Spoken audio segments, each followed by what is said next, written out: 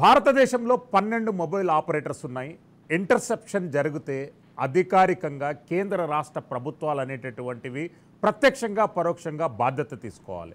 కానీ ఇక్కడ జరిగింది ఒక మాల్వేర్స్, ఒక సాఫ్ట్వేర్స్ ఉపయోగించి ఒక గ్రూప్ ఆఫ్ పీపుల్ కన్వర్జేషన్ను వాళ్ళ కాల్స్ను డైవర్ట్ చేసినటువంటి క్రైమ్ ఇది.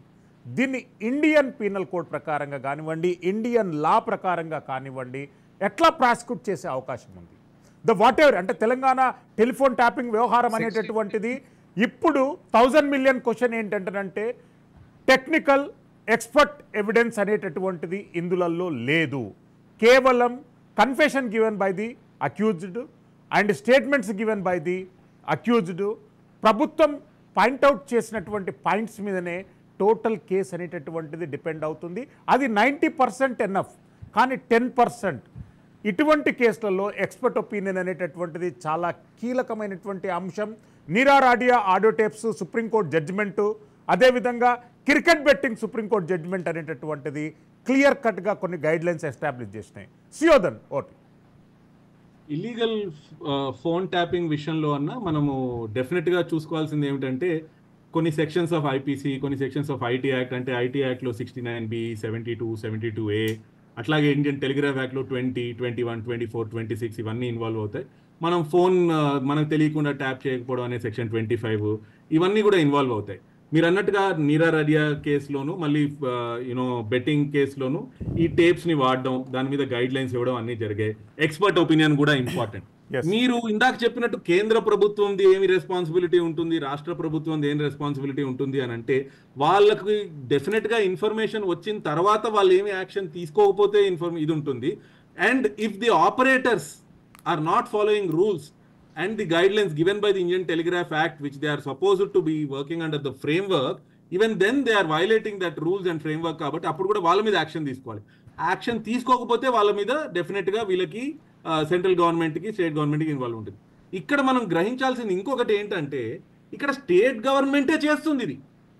ఇక్కడ ఎవరో అనాథరైజ్డ్ ఆపరేటర్ చేయడం, ప్రైవేట్ పార్టీ చేయడం కాదు.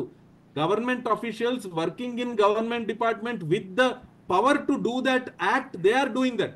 సో ఇప్పుడు మనకి ఎట్లా అంటే మనం ఎవరినైతే నమ్మేమో వాడే మనల్ని మోసం చేస్తుంటే మనం ఏం చేస్తాం అన్నట్టు అయిపోయింది. So the state government is directly involved in this. It is not as if somebody else is doing it and మనం వెళ్ళి స్టేట్ గవర్నమెంట్ నువ్వు చూసావా లేదా అని చెప్పడం కాదు. ఇక్కడ సెంట్రల్ గవర్నమెంట్ సూపర్విజన్ వాళ్ళు నెగ్లిజెన్స్ చేశారా లేదా అది తర్వాత సంగతి. అది ఎప్పుడో మొత్తం కేసు అయిపోయే సమయానికి వచ్చినప్పుడు ఎంతవరకు ఎవిడెన్స్ వాళ్ళు చూశారు, వాళ్ళకి ఏమైనా అలర్ట్స్ వచ్చాయా, వాళ్ళకి డైరెక్ట్గా జిఎస్ఎం నుంచి కానీ వాళ్ళ ఆపరేటర్స్ దగ్గర నుంచి అలర్ట్స్ వచ్చి వీళ్ళు నెగ్లిజెన్స్గా చూసారా, అలాంటివి చూడగలుగుతాం తప్ప ఈ ఇజ్రాయలీ టెక్నాలజీని, ఈ ఫారెన్ టెక్నాలజీని వాడి స్టేట్ గవర్నమెంట్ ఎందుకు ఇదంతా చేసింది? స్టేట్ గవర్నమెంట్ కంట్రోల్లో ఉండాల్సినటువంటి machinery how did it go in to the hands of a private player without the involvement of state government? So అది ఇంపాసిబుల్. అంటే ఇక్కడ స్టేట్ గవర్నమెంట్లోని కొన్ని యాక్టర్స్, బయట ఉన్నటువంటి ప్లేయర్స్ కలిపి కాన్స్పిరసీ చేసి ఈ క్రిమినల్ కాన్స్పిరసీలో భాగంగా వాళ్ళు దీన్ని ముందుకు తీసుకెళ్లారు. సో డెఫినెట్గా ఉట్టి హ్యాకింగ్ గురించి మాత్రమే కాదు, ఇది ఒక criminal conspiracy against the government, against judiciary. ఒక హైకోర్టు జడ్జిని చేశారనంటే it almost goes as if you are acting against the entire establishment of democracy and state government. అంటే you are trying to undermine an entire institution which is an essential part of our separation of powers లో. Judiciary, legislature, executive లో మన ప్రభుత్వం చేతిలో legislature, executive రెండు ఉంటాయి. మిమ్మల్ని check and balance లో పెట్టేది ఒక్క జ్యుడిషియరీ మాత్రమే. ఆ జ్యుడిషియరీని నొక్కేస్తూ ఉంటే what are you trying to do? మీరు ఈ డెమోక్రసీనే తప్పుదారి పట్టిస్తున్నారు. మీరు ఒక డిక్టేటర్ అవ్వాలి, ఒక నియంతగా పని చేయాలనుకుంటున్నారు. నియంతగా పని చేయాలనుకున్నప్పుడు దీన్ని ఉట్టి ఈ సెక్షన్స్ కాకుండా మొత్తం waging a war against the nation అనే సెక్షన్ కిందికి తీసుకురాగలుగుతారనే పాయింట్ని తప్పకుండా చూడాలి. ఇప్పుడు మీరు సమయం కాబట్టి చెప్తున్నాను, నిన్నే ఎలక్షన్స్ వచ్చాయి, అందరికీ తెలుసు. మనం మాట్లాడుకోకపోతే కూడా బాగోదు శ్రీశైలమన్న. I know you don't like political angle in legal discussion, but I just want to bring a small point. ఇప్పుడు మనకి ఒక పార్టీకి 0 సీట్స్ వచ్చాయి అని అంటే 20-30% ఓట్లు తగ్గిపోయాయి అంటే ప్రజలకి కూడా తెలుసు వాళ్ళు నియంతలైపోయారు. నియంతగా మొత్తం తెలంగాణ నా సొత్తు, తెలంగాణ నేను ఏం చేసినా, అందులో ఉండేటువంటి ప్రజల్ని ఏం చేసినా, అందులో జడ్జిలను ఏం చేసినా, ఎస్పీలను ఏం చేసినా కూడా అడిగే వాళ్ళు లేరు, నేనేమన్నా చేసుకోవచ్చు అనేటువంటి ఒక ఘమండ్, అగ్రెసివ్ ఏమంటారు, ఆ ప్రైడ్ ములాన వచ్చినటువంటి ఫీచర్. కాబట్టి ఈ ప్రజలు కరెక్ట్ అయినటువంటి సమాధానం ఇచ్చారు. 0 సీట్స్.